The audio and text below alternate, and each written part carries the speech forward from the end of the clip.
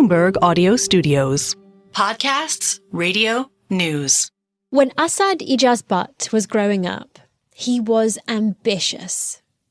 He left his home country of Pakistan to attend college in Canada. He graduated with honours and got a job there as a management consultant. But in 2015, when Asad was in his mid-20s, he made a decision that surprised people close to him.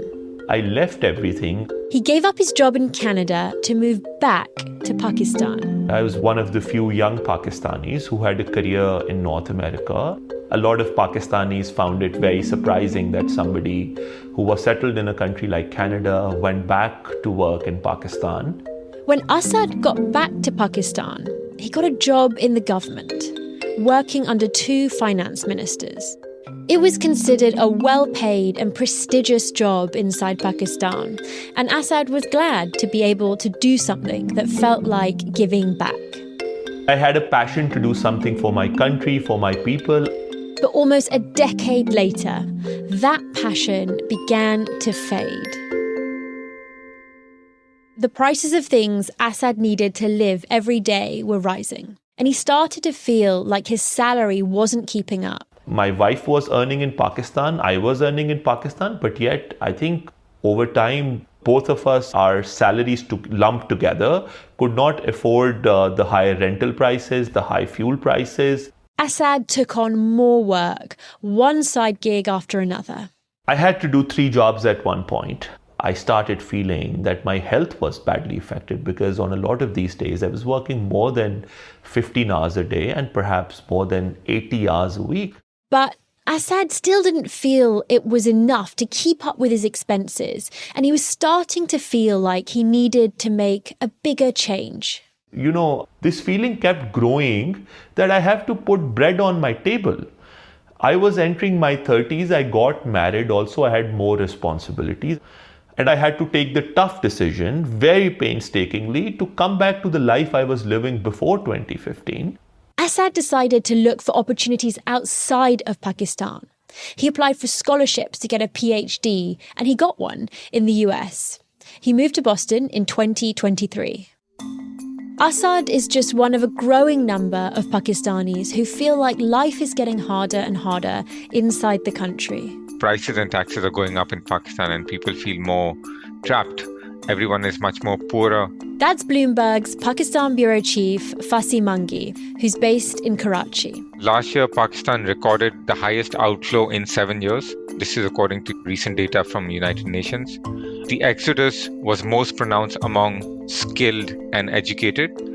In 2023, the number of doctors, engineers, accountants, and managers who left Pakistan doubled to 60,000. That makes Pakistan one of the top 10 countries for immigration.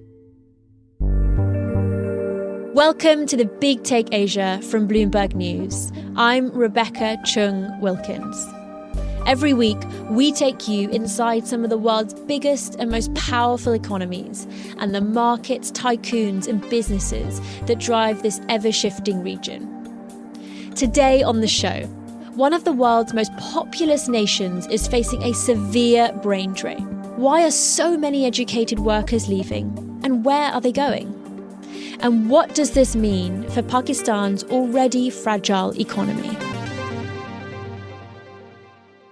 Migration from Pakistan is not a new phenomenon, but Bloomberg's Faseeh Mangi told us that in 2022, things started to get really bad. More than 800,000 people left Pakistan that year. So it started about 2 years ago. Pakistan has been going through its biggest economic storm in its history in the past 2-3 years. So a lot of people lost a lot of hope. It became tougher to make ends meet. So people started looking outside of Pakistan. One item that many households are struggling to afford is electricity.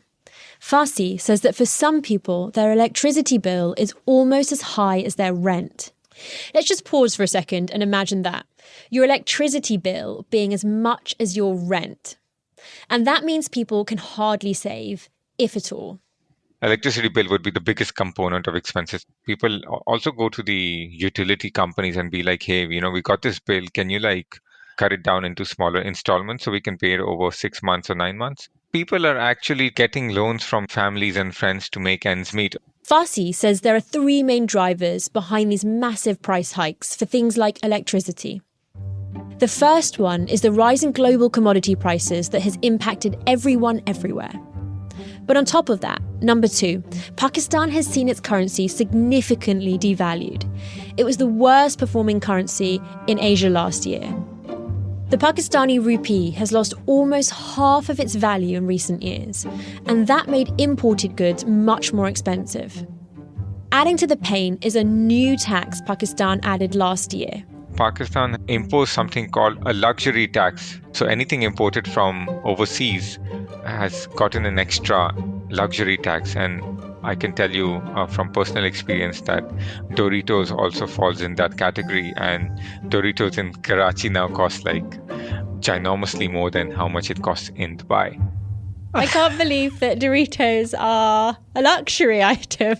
I don't have the list in front of me, but stuff like basics like chocolates and makeup, these things were also added a luxury tax. All of this pushed Pakistan's inflation rate to a record 38% last May, and it's remained the highest in Asia since then.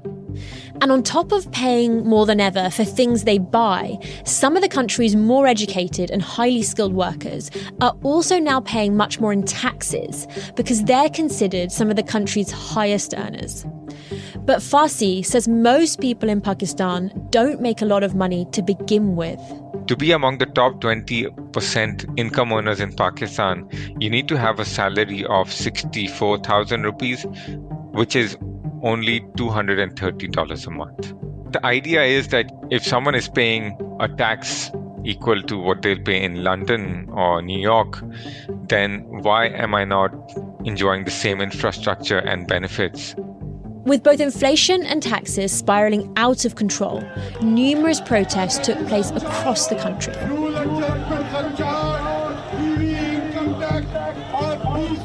And people started to rush for the exit door. Anyone with a high degree who can move is moving.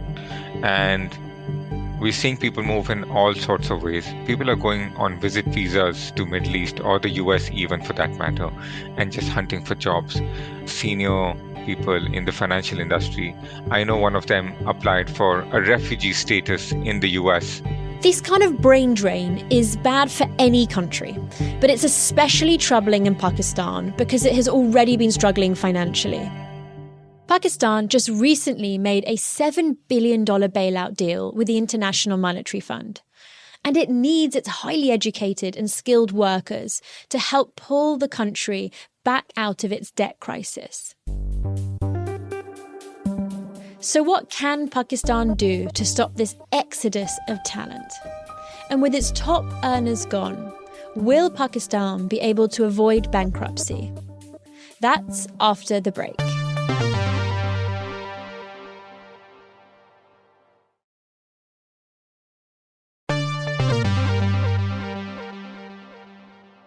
Record numbers of Pakistanis, including some of the highest earners in the country, are leaving for other places. And Bloomberg's Faseeh Mangi says the reason they're leaving has a lot to do with the state of Pakistan's economy right now and where they see it going in the future. Pakistan's economic growth on an average of trailing 3 years is the lowest ever in its history right now. Analysts and economists are not predicting Pakistan's economic growth to go up anytime soon. On top of this slowing growth, the country is also dealing with massive debt. Pakistan faces about $26 billion in loan repayments to partners like China, Saudi Arabia, and the UAE. And it's also gotten huge loans from the IMF to help the country avoid a default. So the IMF is the lender of last resort. Pakistan is one of the most frequent customers for the IMF. The IMF classifies Pakistan's debt situation as borderline sustainable. So it's walking on a fine rope. Earlier this year, or just a month or so ago, IMF approved a new $7 billion bailout. This was the 25th program in Pakistan's history. And just to give some context as well, so Pakistan ended another program from the IMF earlier this year, and Pakistan has been going from one IMF program to the other. And while this latest IMF programme may be giving a lifeline to Pakistan, it's also a major driving force for the country's substantial tax increases. The same tax increases that working people in Pakistan are so upset about. In order to meet the conditions set by the IMF for the deal, Pakistan recently raised the total tax revenue target by 40%, the highest on record. This has created a challenge for the country's leaders who recognise the need to collect more revenue, but also fear that increased taxes will lead to more skilled and educated workers leaving the country. Ali Pervez Malik, the State Minister for Finance and Revenue, said talent leaving is something we must be cognizant of. Here's Bloomberg's Faseeh Mangi again. They're aware of the fact that the taxes are high. They say whenever they can give a relief to the income tax sector, they will give a relief. But it's going to be a rough ride for the next few years. It's going to be difficult. Economists say it's going to be difficult for the government to give that relief. Faseeh, what happens if the government fails to stop more Pakistanis from leaving the country then? We're going to have a talent issue in Pakistan. A lot of companies are not finding the same quality of people to replace the people who are leaving. So it's creating a massive hole of talent. So where does Pakistan go from here? Will Pakistan be able to navigate itself out of this economic crunch? Will the $7 billion IMF bailout be its last? Faseeh says there's no clear path forward. One thing to note is that the IMF program is a stabilizer. It's not a booster for your economy. It doesn't solve the problems, the base problems of the economy. It can tell you what needs to be done. It can lay it out. In Pakistan, everyone says everyone knows what the problem is. It's about getting the job done. And unfortunately, we haven't been able to do the job for a long time. We're seeing a very serious effort this time. Whether we will be able to do it or not, that is a question that remains. And we'll just need to wait and see what happens. And as for Assad, who we heard from in the beginning of the episode, who left Pakistan to pursue a life in the US, he says even though he's chosen to leave his home country for now, he still holds out hope that he could one day return. I think that option never goes out of the window and it will always stay on the cards. It's my country, I love it, and it's a sad situation. But I guess when I decided to jump the boat, I thought about all these things, but constantly your passion for the country, your passion for meaningful change, it's constantly pitted against economic responsibility. And at the end of the day, you have to put your weight behind economic responsibility more than pure passions or emotionality for your country.